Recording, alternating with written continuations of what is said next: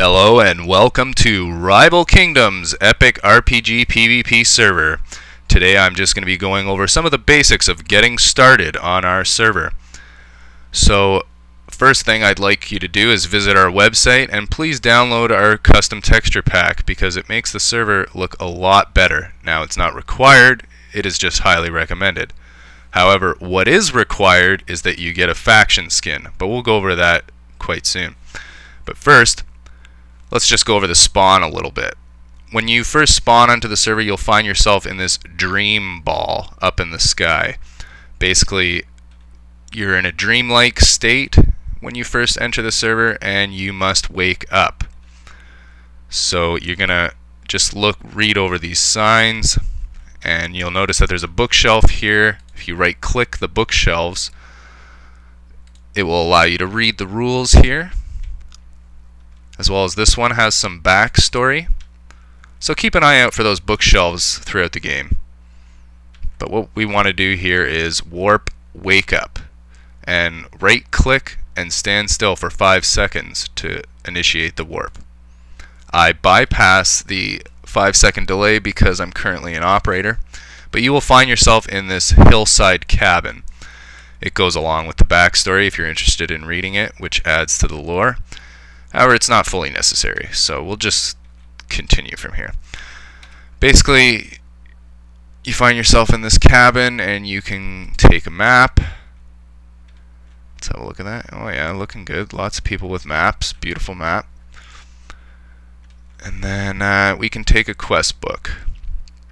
There's also a tip here, kit gear, 25-minute cooldown. The kit gear is available to any regular member as well as gold members. What it gives you is a stone sword, a leather chest plate, and leather leggings. In combination with kit book, you get a book and leather boots. So every so often you can get almost a full set of leather armor for free. So once we've gone over that, we can exit the hillside cabin here, and we're at the hillside village. Very modest town. You can look around for a bit, but pretty much this area is restricted or limited. You can't really go beyond this point here or just beyond there. Pretty much all you want to do in this area is just travel down the road to Deadmau 5 here, and you can talk to NPCs either with the book, empty hand, or any sword type. So since I currently have empty hand, I can right click him and he will go through his text for me. So he's telling me to use this warp sign here to go to the enlisting office, and he's also telling me to check out video tutorials and information on the website before bothering moderators or administrators with noob type questions. Okay, so now that we've warped to the enlisting office, we see the enlisting officer here, and basically you don't have to talk to him. It's more for the story and the lore, but you can get some of the backstory out of him and some instruction on how to go and choose a faction. So once you've done that, spoken with him, you come out here and you'll notice that we have a few information huts here. And you'll also notice with our custom texture pack here that we have ornate windows and wood panels, which we achieve by altering the paintings in our texture pack. So you're just going to see a bunch of garbage paintings instead of these beautiful windows and panels. Okay, so here we have the donation info. We've got a beggar here. He begs you to donate for gold member status, which gives you a lot of extra stuff. You can check out the gold member status info forum on our website for full details. Over here is a basic information building that goes over a lot of the basic commands and some of the basic objectives of the game.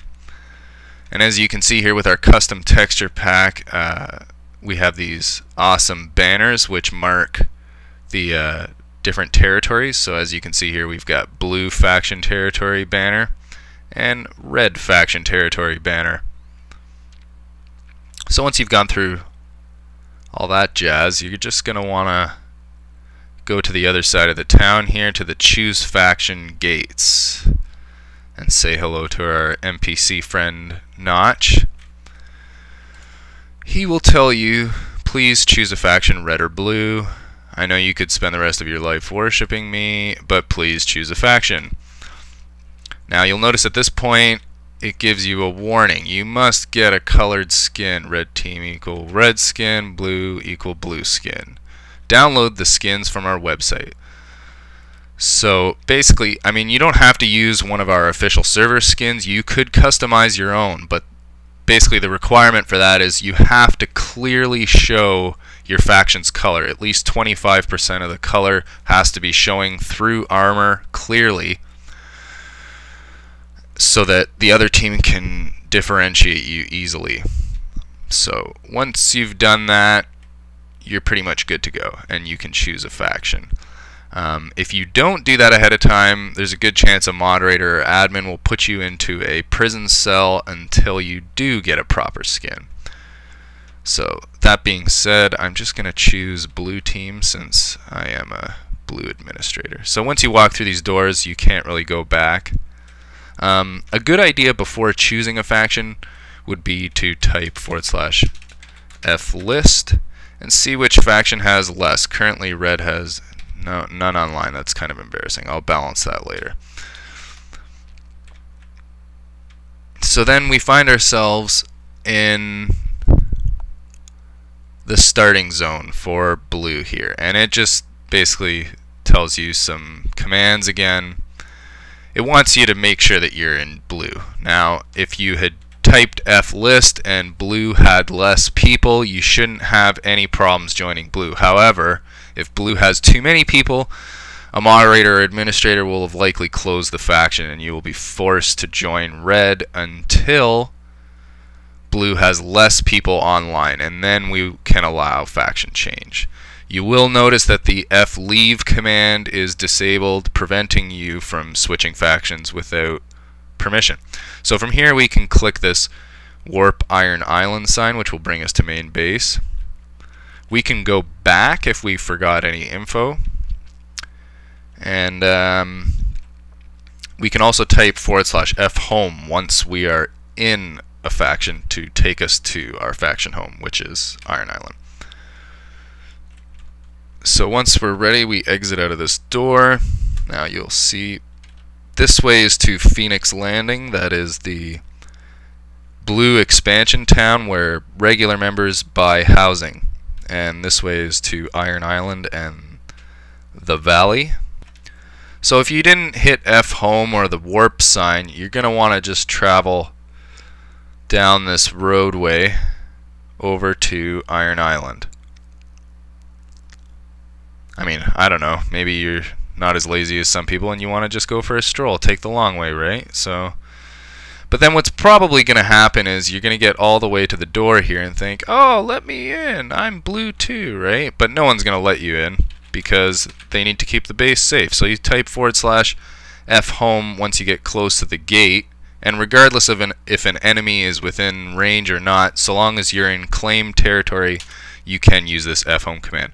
And you can see, brings you into the faction house, has a bunch of stuff you can buy. You can also warp to Stonehammer from here, which is the secondary blue base. Now we can just drop down here.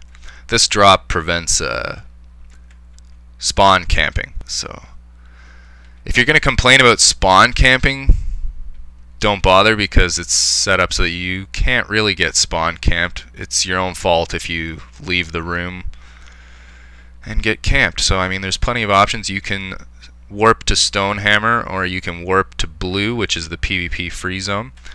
As you can see here, we got our texture pack in full effect with this awesome map here. This is a map of the valley. Now in the town here we've got an eatery where you can buy food, and it's quite expensive to buy it from the front. And but however, if you talk to Iron Chef here, he'll let you in on a little bit of information, letting you know that you can sell the meat to him at the back of his restaurant here for a much better price than selling the regular raw meat. So that's a good little bit of information for people to have. Over here is the town shop. You can buy all your stuff here and sell. To buy and sell, you just right click the sign. Here is the town bonus. You can find a town bonus located in every town. Click this button and a whole bunch of free beef is going to pop out. You may have to wait a minute for the cows to start dying, but if you wait here a minute or two, it'll pile up, and then you can cook your meat in here and you can sell it to the restaurant I just showed you. There's also a town mine here. You can warp to the mine. The mine is not a real mine. It's basically like a mining mini game where you can make money. So basically on this server we have a number of ways of making money and video tutorials on a lot of those different ways. Basically it's weighed out risk versus reward. So if you were to farm the town beef bonus, for example, it has a modest reward amount. However, it's probably one of the safest ways to make money because you can safely farm inside your town behind a wooden faction door which is locked to the other faction. And yeah, you can just keep farming the beef endlessly and never really die, but it's a slow rate. You can farm the mines fairly safely, but the mines are somewhat dangerous because they do have mobs that can kill you. So you'll need like a little bit of armor and maybe a friend to go and mine the mines effectively for money. The most rewarding way to earn money on this server, I would say, is probably to win the monster hunt at Crossroads.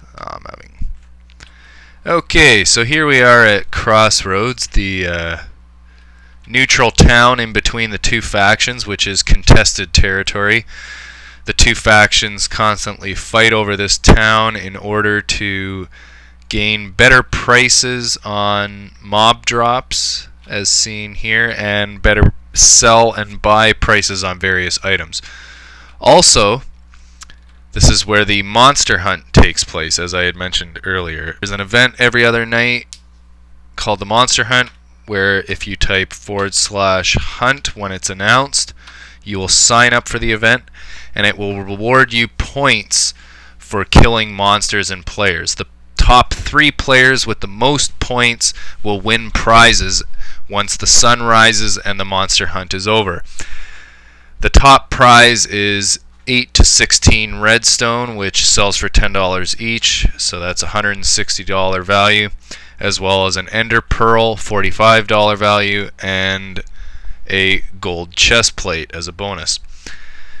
So that's a good way to make money if you can manage to win those monster hunts frequently. However, that is a dangerous way to make money. Alright, so here we are now at Phoenix Landing, the expansion Blue Town. I just wanted to show you this quick because you know, a frequently asked question is, how do I attain a lockable chest of my own? Because people quickly figure out that all of the chests in the faction bases are all public. So, and the answer to this question is you have to buy property on this server. As a regular member, your only options are quite modest and expensive. You have to pay 3,000 in-game money for a small home like this that has just one chest in it. You need $6,000 in-game money to get a 2-chest home. The same is true for both factions. Okay, so now here we are at Raven's Retreat. This is where red members will buy homes in a desert type red town. Yeah, so basically if you want private chests, you're going to have to save money in game to buy a home. And if you want better housing options and more spawn kits, you're going to have to donate to become a gold member.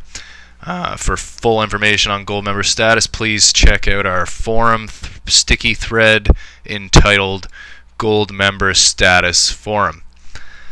I hope that this video has been helpful to you, and I hope you have a great day. Thank you for taking interest in Rival Kingdoms.